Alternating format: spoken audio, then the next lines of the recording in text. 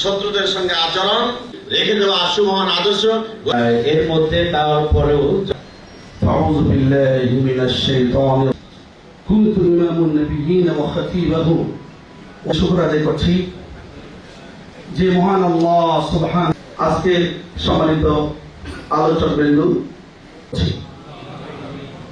সম্মানিত বন্ধুগণ এই স্বাধীনতা অর্জনের পর আমার দেওয়া নিয়ামতগুলি আপনার বিশাল যোগ্যতা আমাদের মধ্যে নেই ঠিক তেমনটি হচ্ছে আজ যদি আমরা সকল প্রকারের ভেদাভেদ সেক্টরে তাদেরকে আমরা দেখতে পাই কাজকে বন্ধ করার পরিকল্পনা মজবুত করুন। আলোচনার মাঝে একজন বলে বসল ছুড়ে দিলেন বিশ্বনবী মুহাম্মদ আরবি আমি বললাম আল্লাহ পাকের বন্ধু হাতের মধ্যে ঢুকে আছে সুবহানাল্লাহ। আমি একমাত্র উত্তীর্ণ করব আর এই প্রশংসার কালিমার পতাকার নিচে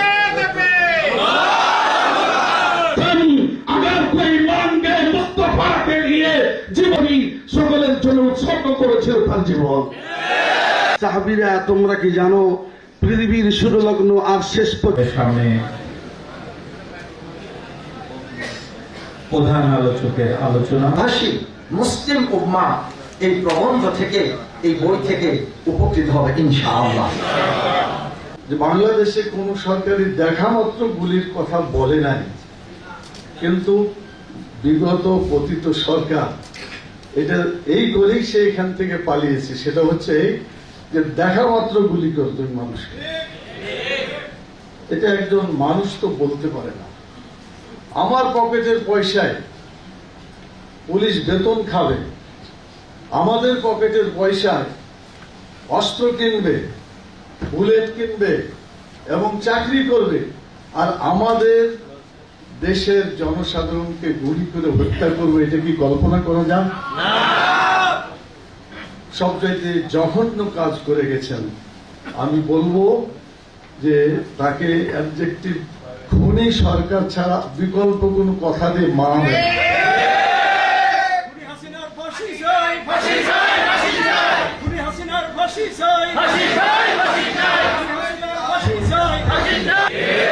যতদিন পর্যন্ত কোরআন এবং সুন্নাত অনুযায়ী রাষ্ট্র পরিচালিত না হবে, ইসলামী রাষ্ট্র প্রতিষ্ঠা না হবে, ততদিন পর্যন্ত বৈষম্য চলতেই থাকবে। অতএব আপনাদের আমাদেরকে সিদ্ধান্ত নিতে হবে, আমরা কি সমস্ত বক্তৃতা আলোচনা করে আমাদের জীবনকে শেষ করে দিব? তা হতে পারে না। যেটা আজকে শুনেছি এই কথাগুলো আমার ব্যক্তি জীবনে, আমার পরিবার জীবনে, আমার সমাজ জীবনে, রাষ্ট্র জীবনে, জীবনের সকল দিক এবং বিভাগে কণায় কণায় প্রতিষ্ঠিত করেই ছাড়াও ইনশাআল্লাহ। প্রত্যেকটা সংস্থা এবং প্রতিষ্ঠানে নতুন লোক, সৎ লোক, আল্লাহর ভয়ে যারা ভীত, যারা ন্যায় করতে পারে, ইনসাফ করতে পারে, এইরকম লোক রিক্রুট না করা পর্যন্ত এ পচা সমাজ ভালো হতে পারে না। ইখরাজুল ইবাদ মিন ইবাদাতিল ইবাদ ইলা ইবাদাতিল্লাহ। মানুষকে মানুষের গোলামি থেকে টেনে বের করতে হবে এবং মানুষের গোলামি বাদ দিয়ে আল্লাহর গোলামিতে প্রত্যেকটা মানুষকে আনতে হবে, তাহলে বৈষম্যহীন সমাজ প্রতিষ্ঠা হবে। We can never reach our goal until and unless we follow the footprints of Prophet Muhammad sallallahu alaihi wasallam. We can never reach our goal.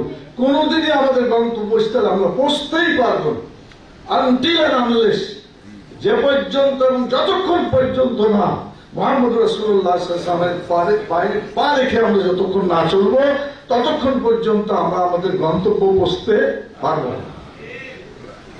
প্রত্যেকের বাড়ি এক একটা দুর্গে পরিণত করতে হবে ইসলামী আন্দোলনের। তাদেরকে নির্বাচিত করা যাবে না, এটা হারাম বিলকুল।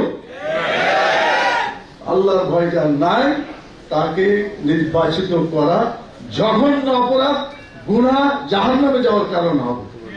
আপনার একটা ভোটে একটা বেনামাজি নির্বাচিত হলো, আপনার একটা ভোটে একজন সুদখোর, নিজেও সুদ খায়, এরকম নির্বাচিত হলো, ঘুষ খায়। ওরা যদি এই আকাম কুকাম গুলা করে, এই গুনাহগুলো যারা ভোট দিবে তারা পাবে না? অবশ্যই পাবে। এই জন্য ওই সমস্ত লোককেই বাছাই করতে হবে। সূরা তওবাতে একটি আয়াত আছে, আয়াত নম্বরটা মনে আসছে না, ইন্নামা ইয়ামুরু মাসাজিদাল্লাহ মান আমানা বিল্লাহি ওয়াল ইয়াউমিল আখির। আপনারা পড়বেন, মানে কিছু কোয়ালিটি আছে, তাদেরকে নেতা নির্বাচন করতে হবে। আল্লাহর প্রতি ঈমান আসবে, আখিরাতের প্রতি ঈমান থাকবে, নামাজ আদায় করবে, যাকাত চালু করবে, ওয়ালাম ইয়াখশা ইল্লাল্লাহ, আল্লাহ ছাড়া আর কোনো কাউকে ভয় করবে না, পরোয়া করবেন না। কোন ভীতু কাপুরুষকে নেতা নির্বাচন করা মোটেই উচিত না, সে যত বড় আলেম হোক না কেন। ভয় ভীতি না থাকলে আর কোনো দামি, মানে আল্লাহর ভয় না থাকলে দাম নাই।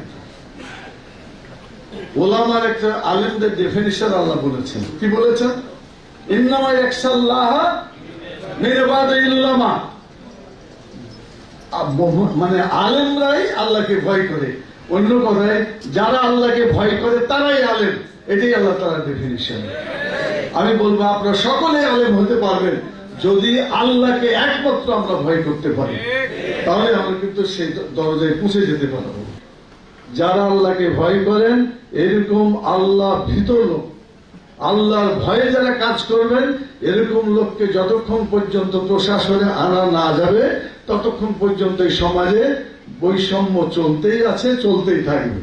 এই জন্য বৈষম্য দূর করার জন্য অবশ্যই সৎ এবং যোগ্য খোদাভীরু নেতৃত্ব প্রতিষ্ঠা করতে হবে। এই জন্য আমার পরামর্শ যে বর্তমান সংস্কার যারা করছেন তাদেরকে সময় দেওয়া উচিত। কি আপনারা তো একমতই হলো? মৃত্যু দুই প্রকার, একটা হলো স্বাভাবিক মৃত্যু আর একটা হলো শাহাদাতের মৃত্যু। কোনটা ভালো হবে? স্বাভাবিক মৃত্যু খুব কষ্ট। আল্লাহ রাসূল বলছেন দোয়া করো, আল্লাহুম্মা নাউযু বিকা মিন আযাবিল মাউত ওয়া শিদ্দাতিল মাউত ওয়া সাকারাতিল মাউত। এই দুঃখ কষ্ট যে মৃত্যুর কারণে যেটা হয়, এর থেকে বাঁচার জন্য আল্লাহ রাসূল বলেছেন। কিন্তু যারা শহীদ হয়, তখন তিনি বললেন যে যারা শহীদ হয় তাদের দুঃখ কষ্ট তেমন হয় না পিঁপড়াতে কামড় দিলে, আলামিল কুরসাতে। আচ্ছা বলেন, পিঁপড়াতে কামড় দিলে খুব বেশি কষ্ট হয়? চুলকে দিলে তো ভালো হয়ে যায়। আল্লাহ রাসূল বললেন যে আমার ইচ্ছা হয় আমি একবার শহীদ হব, আবার জীবিত হব, আবার শহীদ হব, আবার জীবিত হব, আবার শহীদ হব। কয়বার চাইলেন? 3 বার তিনি চেয়েছেন শহীদ হতে। আমরা কি একবারও চাইতে পারবো না? আমরা যদি শহীদ হতে পারি, বিনা হিসেবে আল্লাহ তাআলা জান্নাতে দিয়ে দিবেন। তো আমরা দোয়া করি আল্লাহর কাছে, আল্লাহ তাআলা তুমি আমাদের সকলকেই শাহাদাতের মর্যাদা দিয়ে মৃত্যু দান করো।